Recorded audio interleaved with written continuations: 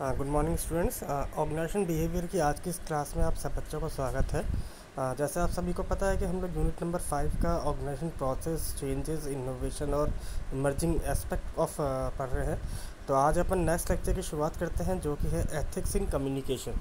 तो अब तक अपन जो है बैरियर्स पढ़ चुके हैं, प्रोसेस पढ़ चुके हैं, टेक्नोलॉजिकल इफ़ेक्ट पढ़ चुके हैं। तो आज अपन जैसे एथिक्स की बात कर रहे हैं, तो यही हम देखते हैं कि होता क्या है। सो इंटरनल कम्युनिकेशन क्या है, किसी भी ऑर्गेनाइजेशन के फंक्शंस को इम्प्लीमेंट करने के लिए बहुत ज़रूरी है। यदि कोई भी ऑर्गेनाइजेशन चाहती है कि हमारे यहाँ जितने भी फंक्शंस हैं इंटरनली वो अच्छी तरह से इम्प्लीमेंट हो, तो उसके लिए ज़रूरी है कि कम्युनिकेशन अच्छा होना चाहिए। तो एम्प्लॉयज़ जो हैं उनको ये लगना चाहिए कि हम अपने टीम मेंबर्स या अपने सुपरवाइज़र को कुछ भी बात इजीली कम्युनिकेट कर सकते हैं, ताकि प्रोडक्टिविटी भी और आउटकम भी अच्छा प्रोड्यूस हो सके। तो उसके लिए कौन से स्टेप्स उठाने चाहिए वो हम पढ़ते हैं। सबसे पहली बात है कि make the sticky information available. हर ऑर्गेनाइजेशन के अंदर हर पर्सन के पास इंफॉर्मेशन पता होनी चाहिए कि जहाँ से एम्प्लॉयज़ जो है उस इंफॉर्मेशन को समझ सके अगर उनको कोई क्वेरी है। तो इसमें क्या है कि कई बार होता है कि एम्प्लॉयज़ को हम कोई चीज़ समझाते हैं, बताते हैं या न्यू ऑर्डर उनको देते हैं, तो थोड़ा सा उनको टाइम लगता है। तो इसके लिए क्या है कि हम एक तरीके से स्टिकी इन्फॉर्मेशन के तौर पे एक प्रोटोकॉल स्टार्ट कर सकते हैं, जहाँ पर हम अपने एम्प्लॉयज़ को बता सकते हैं कि आपको जब आप क्लाइंट से बात करें या कस्टमर से बात करें तो कैसे आप उनसे बात कर सकते हैं, कैसे उनको आप डील कर सकते हैं। तो इसके लिए ज़रूरी है कि पहले उनको हम ट्रेनिंग प्रोवाइड करवाएं, और इसके साथ साथ कुछ डॉक्यूमेंट्स भी हम क्या है कंपनी अपने यहाँ पे वॉल्स या कहीं ऐसी चीज़ों पे लगा के रखें, ताकि कोई एम्प्लॉय को प्रॉब्लम आए तो वो इजीली वहाँ से समझ सके। ऐसे ही आती है make the mission and vision clear, क्योंकि कंपनी क्या है कि कई बार अपने वैल्यूज़ मिशन को क्या है कि कॉर्पोरेट ट्रेनिंग का पार्ट मानते हैं कुछ लोग, ताकि एम्प्लॉयज़ उस कंपनी के वैल्यूज़ और मिशन को अच्छी तरह से समझ जाए। और अगर उनको कोई प्रॉब्लम है समझने में कि उनकी क्या हमें गोल करने हैं, क्या हमें अचीव करना है, तो इसके लिए भी ज़रूरी ये है कि हम जो है उनको इफ़ेक्टिवली क्या करें कि कम्युनिकेट करके बताएं कि आपको कौन से टास्क है, कंपनी क्या पर्पस लेके इस्टेब्लिश हुई है, क्या उनका विज़न था। ये सारी बातें उनको समझ में आनी चाहिए। Strengthen the connection. तो इंटरनल कम्युनिकेशन को अच्छा करना है तो उसके लिए ज़रूरी क्या है कि टीम मेंबर्स और जो साथ में लोग काम कर रहे हैं उनके बीच तो कम्युनिकेशन होना बहुत ज़रूरी है। बट जो एम्प्लॉयज़ और मैनेजर्स हैं उनके बीच में भी कम्युनिकेशन होना बहुत ज़रूरी है। तो मैनेजर्स जो है वो कई बार क्या करते हैं कि वो अपने एम्प्लॉयज़ को बताते रहते हैं कि उनको क्या क्या टास्क करने हैं, कम्युनिकेशन करते रहते हैं। कोई इन्फॉर्मेशन आती है तो उनको बताते हैं, ताकि वो इजीली उस चीज़ को समझ सके कि हमारा मैनेजर और ऑर्गेनाइजेशन हमसे क्या एक्सपेक्ट कर रहा है। तो उसके लिए वो चाहे तो इंडिविजुअल लेवल पे उनसे बात कर सकते हैं, ताकि उनको इजीली कनेक्शन हो सके आपस में और वो कम्युनिकेट कर सकें। ऐसे ही हम बात करते हैं क्रिएट द अपॉन डायलॉग्स। हमेशा अपने एम्प्लॉयज़ को क्या है नई चीज़ों से अपडेट करते रहना चाहिए। हमारे फ्यूचर प्लान्स क्या है, कंपनी क्या बारे में सोच रही है, क्या हम चेंजेस करना चाह रही है, इसके बारे में वो अपडेट रहने चाहिए। तो इससे क्या हो सकता है, इसमें हम क्या कर सकते हैं, हम एक मंथली बाय लेटर निकाल सकते हैं, जो कि एम्प्लॉयज़ पढ़े और समझ जाए कि आज हमारी कंपनी आने वाले समय में क्या विचार बना रही है, क्या पॉलिसी लेके चल रही है। ऐसे ही जब आपके डिस्कशन हो, मीटिंग्स हो, तो एम्प्लॉयज़ को अपने यहाँ पे हमें इन्वॉल्व करना चाहिए, उनको एनकरेज करना चाहिए, ताकि वो अपने अपने कमेंट और ओपिनियन दे सकें। ऐसे ही हम क्या करें, एनकरेज द इंफॉर्मेशन शेयरिंग। एक प्लेटफॉर्म बनाए जहाँ पे एम्प्लॉय अपनी इंफॉर्मेशन को शेयर कर सके। एम्प्लॉय क्या है कि जैसे इंडस्ट्री के बारे में उनको पढ़ने के लिए हैबिट डालनी चाहिए कि वो इंडस्ट्रीज़ के बाद जिस इंडस्ट्री में वो काम कर रहे हैं, जिस इंडस्ट्री से वो रिलेट करते हैं, उस इंडस्ट्री के बारे में उनको न्यू अपडेशन होना चाहिए रेगुलर बेसिस पे। तो उनके लिए क्या है, कोई एक ऐसा प्लेस होना चाहिए जहाँ पे वो जाकर वहाँ पे उस इंडस्ट्री या ऑर्गेनाइजेशंस के बारे में पढ़ सकें, जान सकें। तो उसके लिए उनको क्या है कि थोड़ा सा एक एनवायरनमेंट भी देना पड़ेगा हमें, और उनके अंदर एक एनर्जी भी लानी पड़ेगी, ताकि वो उस चीज़ के लिए वो हैबिचुअल हो सकें।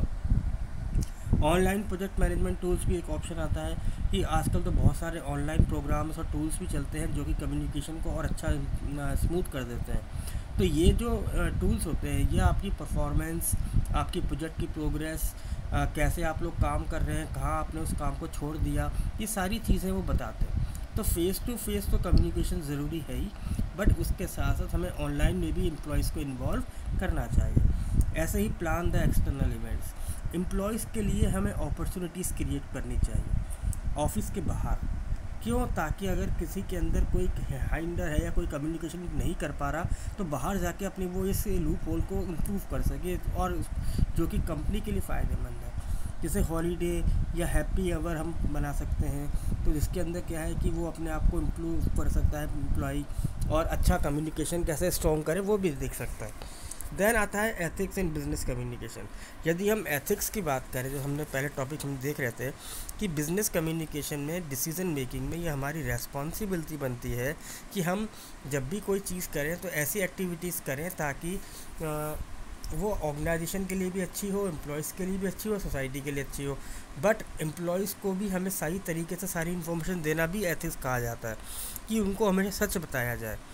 जैसे कि रिलेशनशिप कैसे बिल्ड करना, इंडिविजुअल्स और कंपनीज़ के बीच में रिलेशनशिप कैसा होना चाहिए, कस्टमर की इम्पोर्टेंस क्या होती है, और जैसे बिज़नेस की डिफरेंट एक्टिविटीज़ और फंक्शंस के बीच में कम्युनिकेशन कैसे हो सकता है, क्या कल्चर है आपके ऑर्गेनाइजेशन का, क्या कौन कौन से मीडियाज़ और चैनल्स हम लोग यूज़ करते हैं टू कम्युनिकेट। तो ये सारी चीज़ें क्या है हम एथिक्स के अंदर काउंट कर सकते हैं। इसके अलावा जो मैनेजर्स हैं, जब अपने एम्प्लॉयज़ को इन्फॉर्मेशन शेयर करें तो कैसे करनी चाहिए, वर्कर्स जब आपस में जब इन्फॉर्मेशन शेयर करें तो क्या तरीका होना चाहिए, ऐसे ही जब वर्कर्स मैनेजर्स को कुछ बात बताना चाहें तो क्या होना चाहिए, ये सारी चीज़ें एथिकल पॉइंट ऑफ व्यू में आती हैं। अब सवाल ये आता है कि ये एथिक्स इम्पोर्टेंट क्यों है। देखिए, ऑर्गेनाइजेशंस के अंदर बिजनेस एथिक्स एक टॉप पोजीशन लेके चलता है। क्यों? क्योंकि अगर आपकी कंपनी ऑनेस्ट नहीं है, वो कम्युनिकेशन अच्छा नहीं करती, या तो वो एम्प्लॉय के साथ अच्छी कम्युनिकेट नहीं कर पा रही है, बिज़नेस पार्टनर के साथ कम्युनिकेशन अच्छा नहीं कर पा रही है, कस्टमर के साथ नहीं कर पा रही है, एम्प्लॉयज़ के साथ नहीं कर पा रही है, तो यहाँ पे क्या है कि ओवरऑल कहीं ना कहीं विदाउट कम्युनिकेशन कोई ना कोई बैरियर या हिंडर्स क्रिएट हो जाएगा। तो ये ज़रूरी है कि जब आप लीडरशिप करें मैनेजर्स के लिए तौर पे, तो उनको किस तरीके से हमें कम्युनिकेट करना है ताकि आपका एम्प्लॉय एनकरेज मोटिवेशन के साथ साथ ऑनेस्टी से काम करे। तो इसके लिए ज़रूरी क्या है कि जो कंपनी है, जो कंपनी के मैनेजर्स हैं, जो लीडर्स हैं, उनको जो एक्शन करने हैं, जो एक्टिविटीज़ करनी हैं, वो उसके अंदर अनएथिकल बिहेवियर को शो ना करें। तो अगर हम प्रिंसिपल्स की बात करें, अगर आप ऑनेस्ट हैं, आप फ्यूचरिस्टिक हैं, और आप बिज़नेस के अंदर देख रहे हैं कि आपने अपने कुछ रूल्स और लिमिटेशन बना रखे हैं, एथिकल कोड बना रखे हैं कि हम जो है गलत एक्टिविटीज़ के अंदर प्रमोट नहीं करेंगे ऑर्गेनाइजेशन को, तो ये सारी चीज़ें ज़रूरी हैं एथिकल एनवायरनमेंट के लिए। बट इसके साथ साथ हमें एथिकल कम्युनिकेशन भी ज़रूरी आ जाता है। तो जैसे हम जो भी कम्युनिकेशन दें, जो इन्फॉर्मेशन दें, वो अगर हम फैक्ट पे दे रहे हैं, ट्रस्टवर्दी है, ट्रूथफुल है, तो वो एथिकल कम्युनिकेशन कहलाता है। ऐसे ही यदि आप अपने एक्सप्रेशन फ्रीडम के साथ प्रेजेंट कर सकते हैं, आप अपने ओपिनियन रख सकते हैं, ये भी एथिकल कम्युनिकेशन है। यदि आप लोगों को आइडियाज़ देने से रोका नहीं जा रहा तो भी एक एथिकल कम्युनिकेशन है। यदि आपके पास फैक्ट है और आप रिसोर्सेज को यूज़ करते हुए चीज़ें बता रहे हैं तो भी वो एथिकल कम्युनिकेशन आता है। ऐसे ही अगर आपके जो ऑडियंस है, यदि वो आपके मैसेज को समझ पा रही है, कोई बैरियर, लैंग्वेज बैरियर नहीं आ रहा या कोई डिस्ट्रैक्शन नहीं है, तो भी एथिकल कम्युनिकेशन के अंदर आता है। ऐसे ही आप ऐसा कुछ भी कम्युनिकेट ना करें जिसका मीनिंग बिल्कुल अलग हो या हेटफुल, किसी को कोई बुरा लगे। ऐसे ही अगर हम एथिकल बिजनेस के प्रिंसिपल्स की बात कर रहे हैं, तो ये कमिटमेंट है by the officers and the senior managers कि आप अपने ऑर्गेनाइजेशन के अंदर प्रोफेशनल पर्सनल दोनों एथिक्स को मेंटेन करेंगे। जैसे आपका अमेरिकन मैनेजमेंट एसोसिएशन क्या कहता है, ट्रूथ इज़ जॉब वन, तो सच भी आपका एक काम ही है। ऐसे ही अगर आपके ऑर्गेनाइजेशन में ट्रस्ट डेवलप है, एस्टेब्लिश्ड है ट्रस्ट, लोग विश्वास के साथ, कॉन्फिडेंस के साथ एक दूसरे के साथ मिलके काम कर रहे हैं, तो आपको यही सब चीज़ें अपने कस्टमर्स के साथ भी देखनी पड़ेंगी। कई बार क्या है, कुछ जो रनिंग ऑर्गेनाइजेशंस हैं वो अपने बिजनेस कम्युनिकेशन को उन्होंने यहाँ पे एथिक्स को तो स्टार्ट कर दिया, जैसे प्लानिंग के रिगार्डिंग या कोड ऑफ एथिक्स के रिगार्डिंग। तो यहाँ पे क्या है, उनको उसको एक्शन में लाना पड़ेगा, इम्प्लीमेंट भी करना पड़ेगा। आपके एम्प्लॉयज़ को एडुकेट भी करना पड़ेगा कि आपको कौन कौन से वर्क को परफॉर्म करना है, कौन कौन से कम्युनिकेशन करना है, हमें ये सारी चीज़ें हमें एम्प्लॉयज़ को बतानी पड़ेंगी। तो जैसे आपका internal association of business communication है, उन्होंने कहा कि यदि किसी बिज़नेस के अंदर पुअर कम्युनिकेशन होता है तो वहाँ पे एक रिस्क है। रिस्क क्या है? कंपनी की सक्सेस का ना होना। बट इसके अलावा आपकी इंडस्ट्रीज़ के अंदर जो भी लोग काम कर रहे हैं उन सब पे बिना एथिक्स के क्या होगा, इफ़ेक्ट पड़ेगा। तो IABC ने क्या है, कोड ऑफ एथिक्स जो प्रोफेशनल कम्युनिकेशन का टूल है उसके अंदर उन्होंने क्या कहा है, ऑनेस्ट रहना है, एक्यूरेट रहना है, एक्यूरेट इन्फॉर्मेशन हमें देनी है, जितने भी लॉज सरकार ने बनाए हैं, ऑर्गेनाइजेशन ने बनाए हैं, उन्हें फुलफ़िल करना है, अपनी कोई भी पर्सनल इन्फॉर्मेशन हमें दूसरों को शेयर नहीं करनी है। जब हम किसी को बोलें, बात बताएं, स्पीच देने का मौका मिले तो हमें हमारे कोड ऑफ कंडक्ट पता होने चाहिए।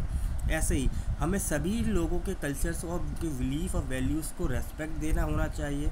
ऐसे ही हम सिर्फ अपने खुद के पर्सनल स्वार्थ के लिए काम ना करें, हमें कंपनीज़ के लिए भी काम करना है, कस्टमर के बिहाफ पे भी काम करना है, सोसाइटी के भी बिहाफ पे काम करना है। आई होप बच्चों कि आपको ये टॉपिक समझ में आया होगा। Thank you very much.